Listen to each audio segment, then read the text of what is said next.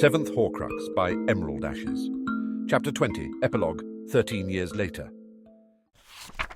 The first day of school had arrived yet again.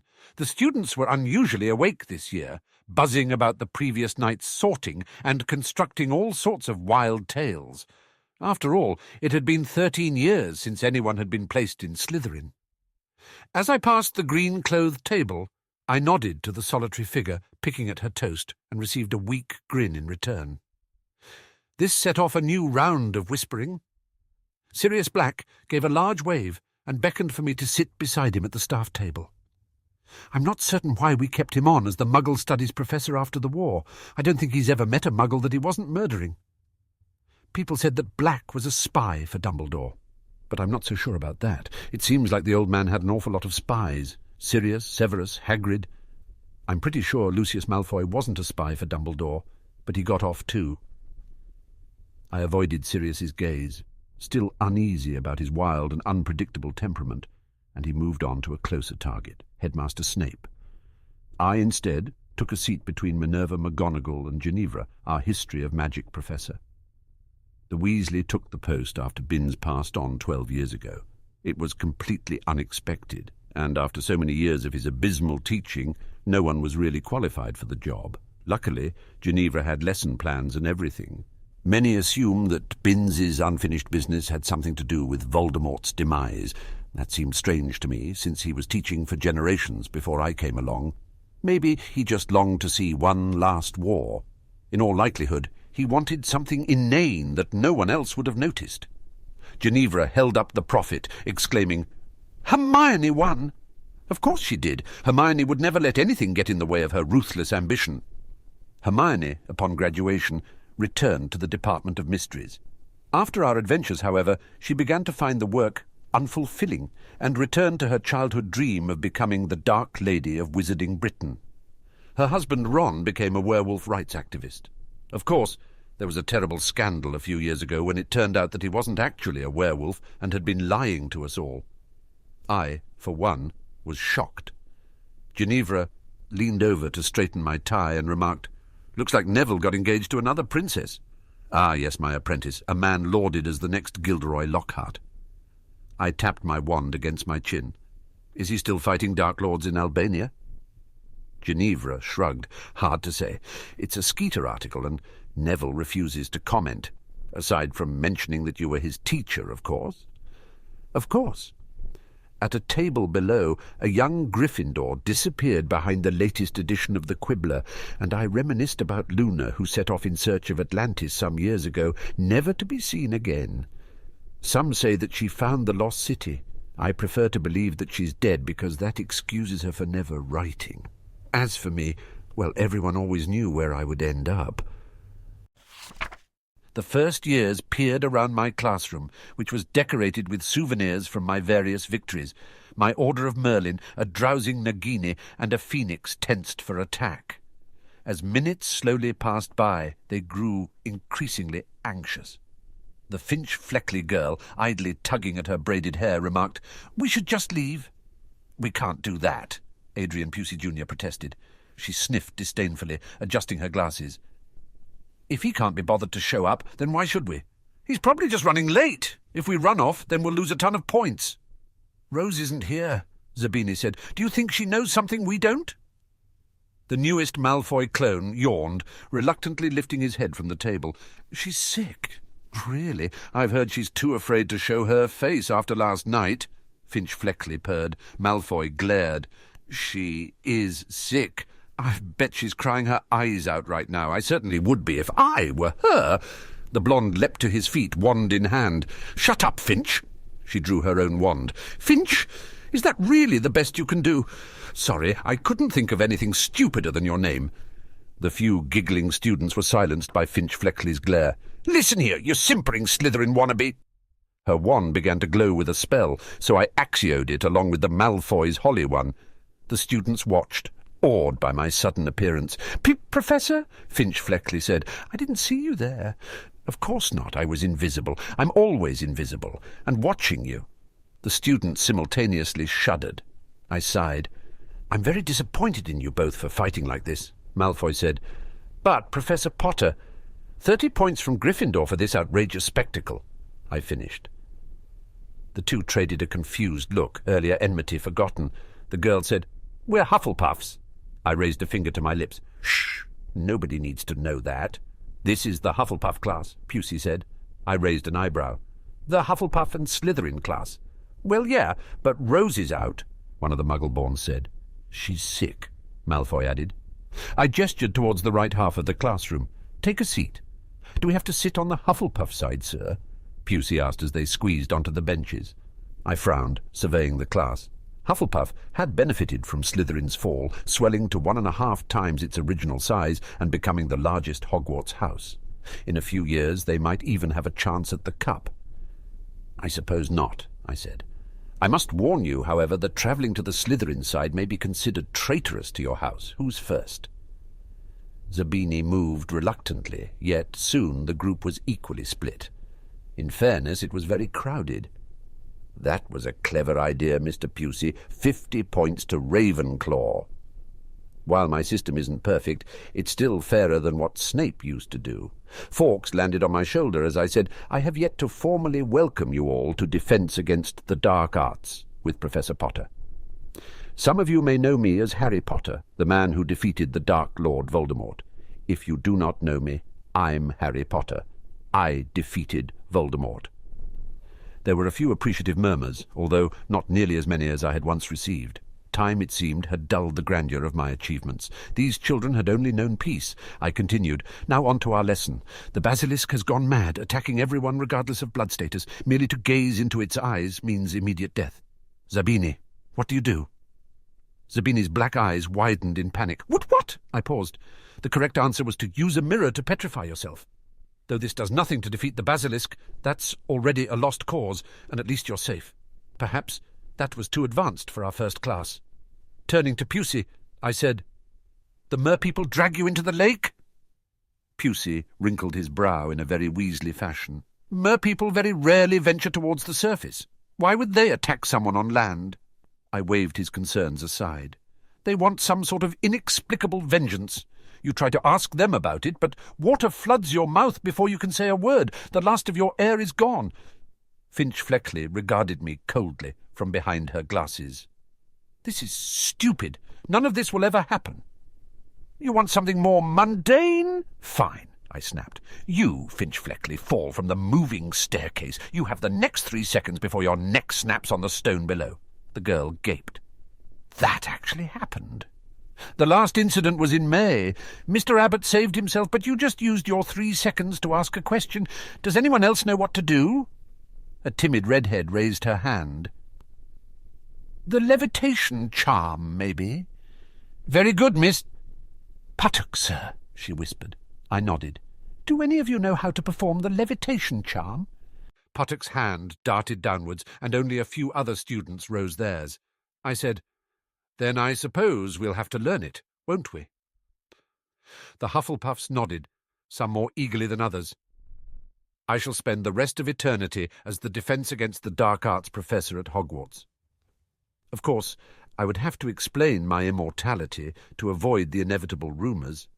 And first I should ensure that I am actually immortal. Come to think of it, whatever did happen to the Philosopher's Stone? As I weaved through my students, helping the clumsier ones with their wand work, I decided to subtly inquire about the artifact. "So, Snape, whatever did happen to the Philosopher's Stone?" Severus regarded me from across the headmaster's desk. "It is in the Mirror of Erised. Apparently you can only get it out if you don't want it. But everyone does because it makes you immortal. Even if we don't tell them what it is, they still want it, because we asked them to get it." I frowned. "Did you try getting a student to do it?" "You?" That hardly counted, since I was actively out to steal the stone at the time. My eyes trailed across the office, now devoid of spinning knickknacks and well-polished candy bowls. The visitor's chair had clearly received a discomfort charm or two, and even the old headmaster's portraits had worn around the edges after increasingly vicious attempts to tear them from the walls. Dumbledore watched us with a knowing gleam in his eyes, and on a shelf below him the sorting hat leaned forward to better eavesdrop. Severus interrupted my thoughtful silence. "Not one day under your care, and Miss Weasley has already started skipping classes. I'm not sure why I'm surprised. I said frankly, I'm not even sure why you made me the head of Slytherin." "Because you are the only Slytherin on staff. I'm a Gryffindor." Severus raised an eyebrow. "Potter, even the hat thinks you're a Slytherin, and the hat doesn't think anyone is a Slytherin." I snorted. "It's clearly screwing with us. Hat, what house does Snape belong in?" The Sorting Hat's face crumpled into a wide smile. "Severus Snape is a true Gryffindor." "I very much agree," Dumbledore's portrait said. Severus tossed a silencing spell over his shoulder, while Dumbledore ducked into Phineas Nigellus Black's frame. Come to think of it, it had been a while since I'd checked in on my most active Horcrux. I held out my hand. "Accio, Sorting Hat." I grasped the hat and deposited it atop my head. "So, how's it going?" he hummed thoughtfully, inwardly remarking. "Better than you'd think. I pretty much have everything I've ever wanted. Immortality, a place at Hogwarts, the ability to manipulate the destinies of children. Yes, about that." The hat's fabric curled upwards to mimic a raised eyebrow, a deeply disconcerting movement for something pressed against my forehead. "You have a problem with the way I, the Sorting Hat, have been sorting?" I chuckled uneasily. Why must I be so brilliant and impossible to manipulate? "No, not at all. It's just that this whole Slytherin thing is getting a little ridiculous. It made sense just after the war, when no one wanted to go to Slytherin, but—" The hat shivered with fury. "I gave you the Weasley girl. What more do you want from me?" "More of them," I said simply. "Then send me more Slytherins. We have standards now. I've mentioned it in every song for the past 13 years. "Yes, I recall. Those parts don't rhyme very well." The Sorting Hat spat. "I'd like to see you rhyme with cleansing." He had me there, and we both knew it. I turned to Severus, who alternated between attending to paperwork and sneering in our direction. "We should probably stop before Snape destroys his office again." The Sorting Hat cajoled. "Let's hold off for a while. I do so love to torment him until he hexes me." "Do those actually affect you?" I asked. "Not at all, but there's no sense in encouraging him to find something that will." We shared a good laugh about that, loudly, before I sent him back to his shelf with a flick of my hand. "He really is quite delightful," I informed a glowering Severus. "Feel free to take him with you on your way out," he said dourly. "Additionally, inform Ginevra that her new lesson plan has been rejected by the board." I scowled. Why should I have to tell her? "Potter, the two of you have been dating for over a decade." I frowned. "Wait, really? Oh, that explains a lot. I don't suppose you could promise not to tell anyone that I didn't know that." "I don't have casual conversation with anyone, Potter. Except for me," I said. Dumbledore's portrait smiled at this pronouncement, giving me a thumbs up. "No," Severus said. "I only brought you in here today to discuss the many complaints you've earned." "Like you have any room to talk.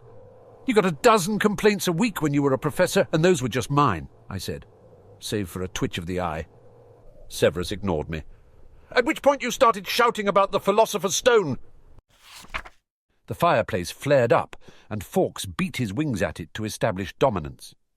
Hermione and Ron stepped into my office, still wearing the brightly coloured suits that were so popular in the modern Ministry of Magic. The Phoenix ignored the new arrivals in favour of glaring at the defiant flames, while I welcomed them with a cheerful "Congratulations on conquering Wizarding Britain, Hermione." "I was elected, Harry," Hermione said. "Sure you were." I winked. "I'm certain there wasn't any coercion involved at all." She frowned, ceding my point. "Well, I suppose that depends on your definition of coercion. This is politics." Sensing the danger that this conversation held to his wife's thin veneer as a light witch, Ron interrupted us. "It was good hearing you'd finally asked Ginny to marry you." Hermione beamed. "Oh, yes. Honestly, I was starting to think your relationship was entirely one-sided."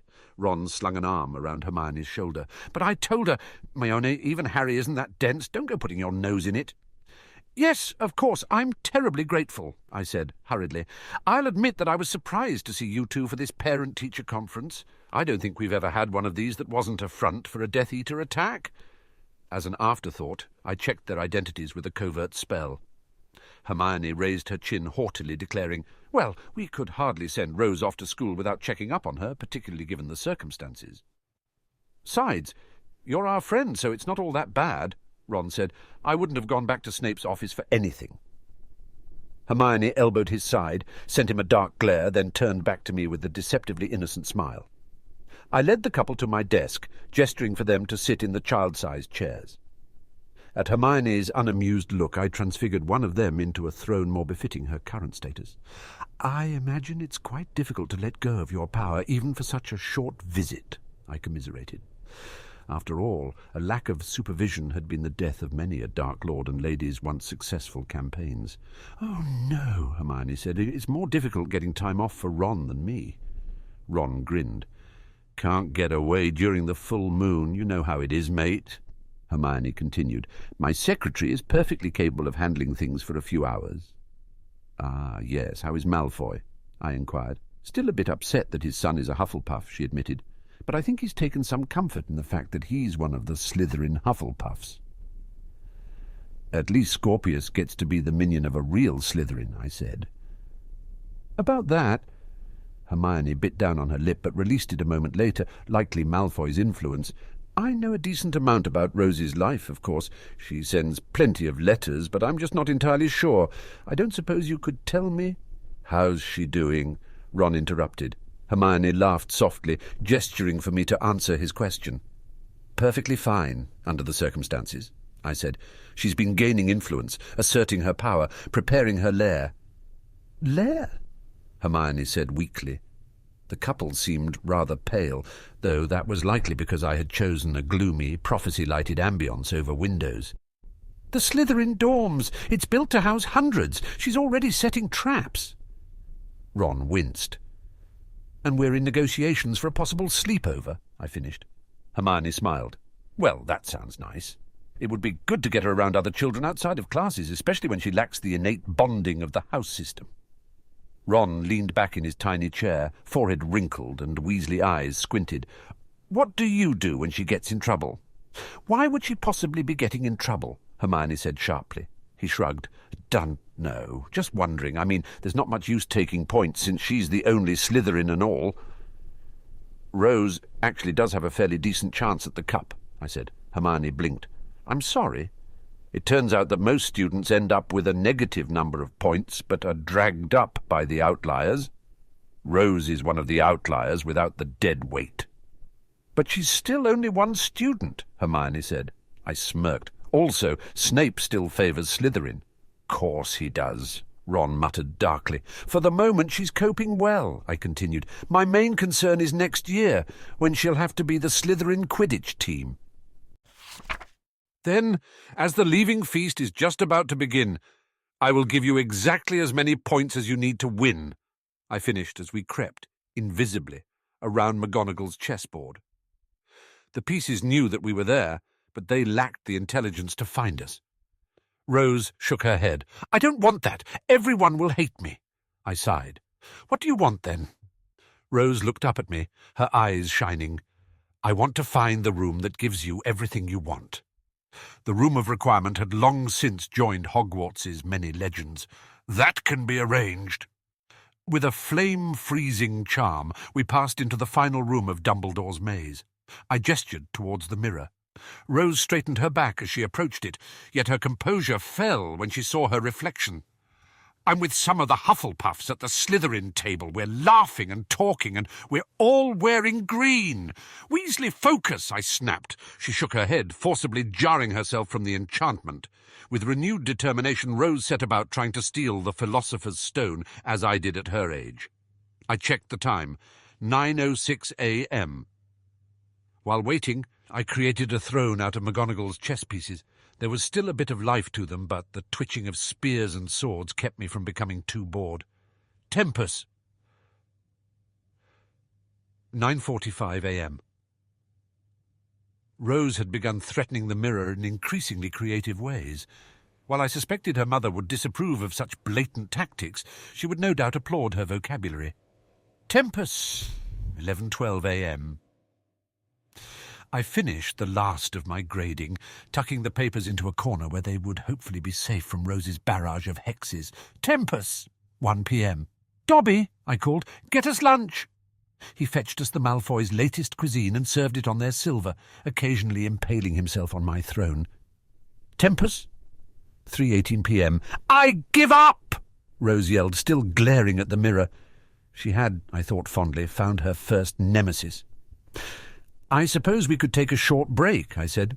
"No," she said. "No breaks. I'm done. This is stupid." I raised an eyebrow. "But what about the room that gives you everything you want?" "I don't care any more. I am never looking at this bloody mirror again," she hissed. "That is the only thing I want right now." With that, Rose's hand fell into the pocket of her robes, and a smirk curled across her Weasley face. She pulled out a glinting red stone and held it triumphantly in the air. "Ha! Got it!" "Very good," I said, bringing it into my possession with a lazy gesture. "One of the trials is hidden in the fifth-year Slytherin girls' dormitory. It should provide clues to find the others." The girl sprinted away, eager to begin her latest quest. Of course, the flame-freezing charm had worn off, and she had no way to escape the room. It occurred to me that I should probably help her before she accidentally, or more likely intentionally, destroyed the castle. Passing the object that had once guarded a chance at immortality, I glanced at my reflection. I gave a jaunty wave to my other self and shared a grin with him. It seemed that with the loss of the Philosopher's Stone, whatever magic Dumbledore had worked on the artifact had disappeared. It was only a mirror now.